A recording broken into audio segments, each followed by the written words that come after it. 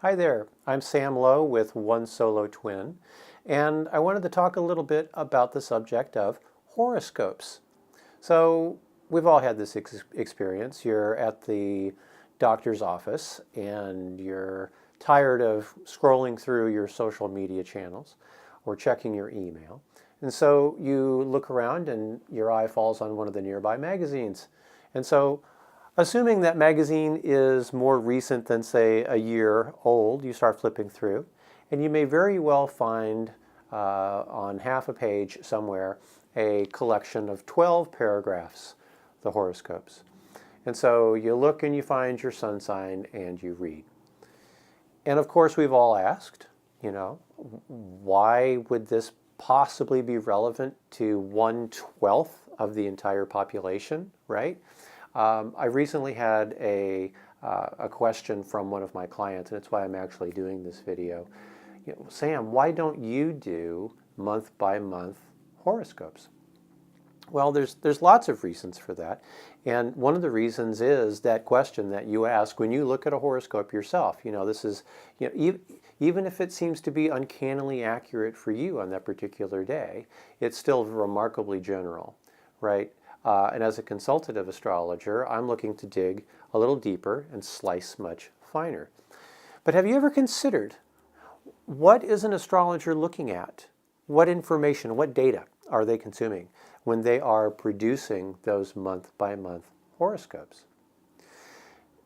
Really, what you're looking at with a monthly horoscope is a weather report for the month. And here's how an astrologer does it. If you look at an astrological software ring, you'll see on the outer ring the planets at any particular given point in time. And so you can imagine setting a date of the first of the month and then the date for the last day of the month. And you'll see where the planets traverse, which houses they are going to be passing through during that 1 month period of time. And during that period of time, not only will you see where the planets are moving through, but you will also notice that they are making particular angles to each other, what we call aspects. And so what's the difference between how the planets are arrayed at the first of the month, how they will affect me, versus how they will affect you? Well, it's when you were born, because when you were born, as it changes where that outer ring gets set. So it changes the lens through which those planets are going to be interpreted.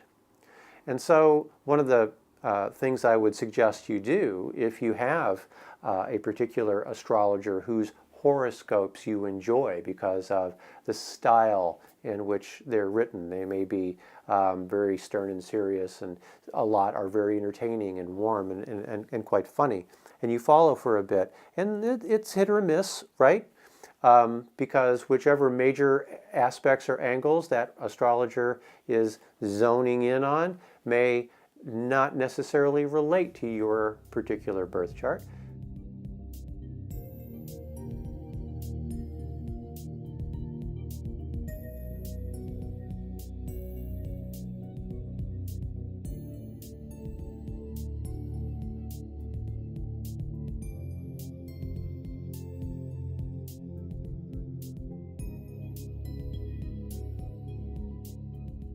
So one of the things I would encourage you to do is to read not only your sun, but to read your rising sign, okay? Because most astrologers, where do they know when to stop the ring? They will put each particular zodiac sign on the ascendant and then read the planets for that ascendant, okay? So if you get into the habit with your favorite horoscope writer of reading your birthday, sun time, and your rising sign, you may find that the rising sign paragraph is more applicable to you more often than not. And if you don't know what your rising sign is, there are so many places online where you can go to find that. So just give it a Google and you'll come across it. So other reasons why I don't go about actually doing that is I mentioned the outer ring is the planets in the sky at a particular given point in time, right? So on my software, on any major astrological software, I can punch in now and blink, there it is. And it's up to me to place in a date for the lens. Who am I reading for? And that will adjust not only for the time and date, but also for the location on the planet. All right, because there may be planets here in Cincinnati, Ohio, that are above and above the horizon. But what if I lived in Australia? Right, it's going to have a completely different astrological effect. A different energy is going to be affecting us from those locations. And so on the inner ring, I will have the native, your birth chart. And from a consultative point of view, where the real value lies is how do the planets on that outer ring, for that time period, because we can say 2 weeks from now, what will the planetary alignment be, and how will that affect you? And your birth chart is in the center. What are the aspects and angles through the houses?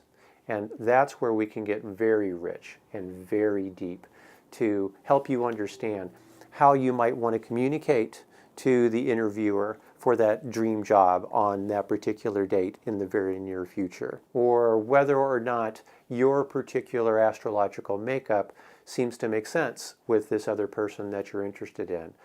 So my energy is all about the one-on-one, the outer as it relates to the inner. Now, that doesn't mean that you can't get some wonderful insight from those astrologers who are doing a pretty bang-up job of looking at the astrological weather.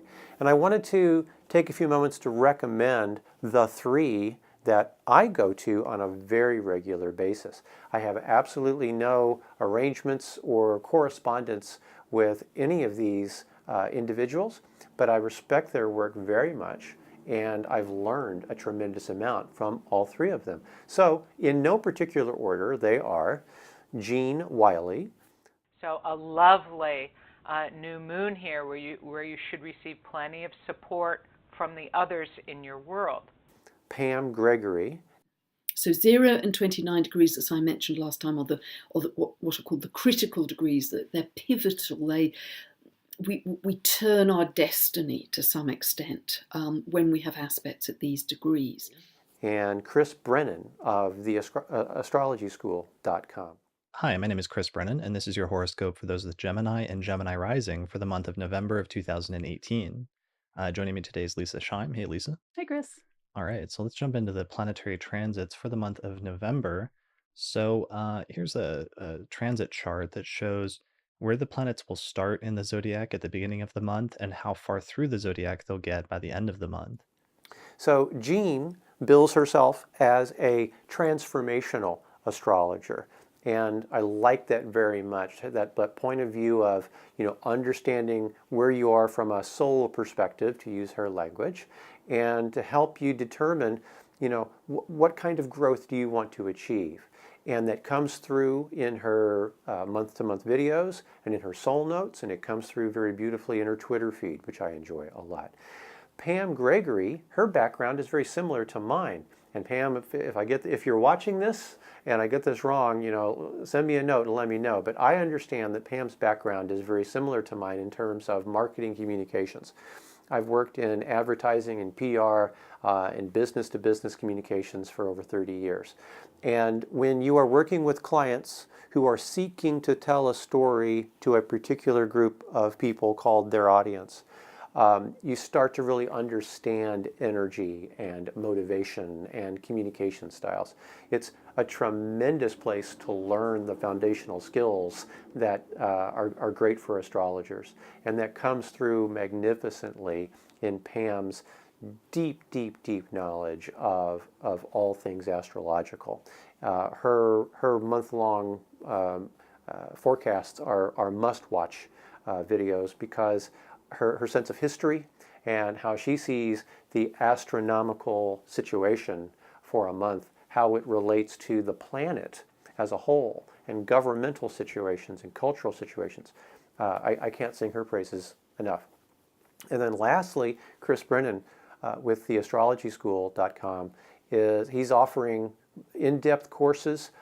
He goes beyond traditional Western astrology in that he's also quite adept in Hellenistic astrology and in true predictive astrology.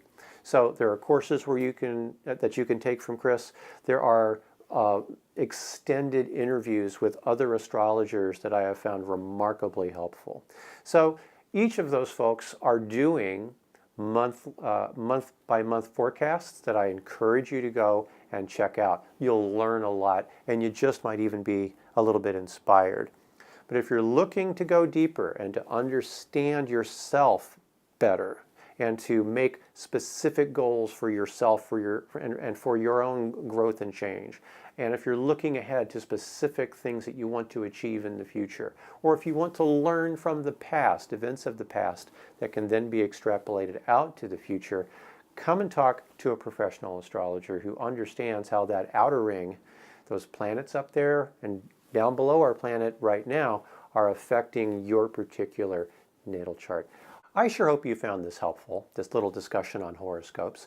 If you did, or if you have a question, if you're watching this on my website, that is, you can certainly leave a question down below, and I hope that you will.